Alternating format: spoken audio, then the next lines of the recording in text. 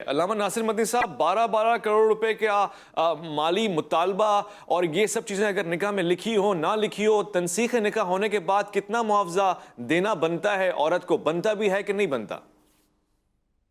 देखें, जो इस टाइम पाकिस्तानी अदालतों में चल रहा है, अगर औरत खुद खुला करती है, खुद कहती है कि मुझे आपसे लहदगी चाहिए, तो उसको तो कोई हक महर नहीं मिलता। तो पहले तो मैं यही वजाहत कर दूं कि जो शरीयत है ना, शरीयत कहती है मुअज्जल, आप मौके पे जितना दिल करता है ज्यादा से ज्यादा, कम से कम, ये यहाँ कोई तादाद नहीं है ये जो मशहूर हुआ है कि इतने इतने इतने, नहीं, जितनी इंसान की ज्यादा हैसियत है वो औरत को हक महर दे दे। अगर हक महर मौके पे दिया हो तो ये नौबत ही ना आए, तो अदालत तो वापस भी करा देती है। मगर जो बात चल रही थी, मैं पहले वो वजाहत कर दूं कि खुला जब हो जाए तो अदालत के खुला दिए हुए को हम खुला एक्सेप्ट करते हैं अपने सही है। मसलक के मुताबिक। मगर इसमें एक इख्तलाफ है, अदालत कहती है 90 दिन में आप सुलह कर सकती हैं, मगर हमारे यहाँ नबी करीम सल्लल्लाहु अलैहि वसल्लम की हदीस पाक मौजूद है कि जो औरत खुला है उसकी 1 माह इद्दत है, उसमें अच्छा। 27 दिन बाद उसको तरीक आ जाए, 22 दिन बाद आ जाए, 30 दिन बाद आ जाए, उसकी ये जो ना इद्दत। मगर अच्छा, हमारी अदालतें कहती है कि 90 दिन में सुलह कर सकती है।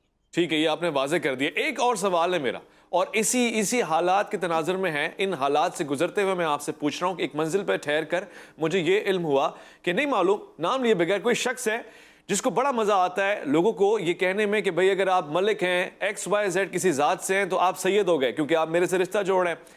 इसका इस्लामी जुर्माना क्या है, और अगर ये गुनाह है तो किस नौयत का गुनाह है, और अगर ये नहीं है तो फिर किए देते हैं कि कोई अगर सैयद ना हो उसको कहा जाए कि आप सैयद हो जाएं, सादात बना के पेश किए जाए माशरे में, और फिर उसी को कहा जाए कि झूठ बोला गया, सैयद नहीं, सादात नहीं है। झूठा और जाली सैयद, सैयदजादा, सैयदजादी बनने का गुनाह क्या है? देखिए, पहले तो ये बुखारी शरीफ में रवायत मौजूद है कि कोई भी आदमी अपनी बरादरी बदलेगा, अपनी कास्ट बदलेगा, तो ऐसी है जैसे उसने अपने बाप बदला। ठीक है। दूसरा, नबी करीम सल्लल्लाहु अलैहि वसल्लम ने फरमाया, तुम्हें कोई आकर कहे कि मैं सैयद हूं, तो आपने मेरी निस्बत की वजह से उसके एहतराम करना है, इज्जत करना है, ये नहीं पूछना कि आपका शजरा नसब क्या है, क्योंकि हम आले रसूल ध्यान रखते हैं। हम नमाज में कहते हैं अल्लाहुम्मा सल्ली अला मोहम्मद व आले मोहम्मद। जी। तो कोई भी आकर कह दे तो हम तो नहीं उससे पूछते कि भी आप शजरा नसब बताएं।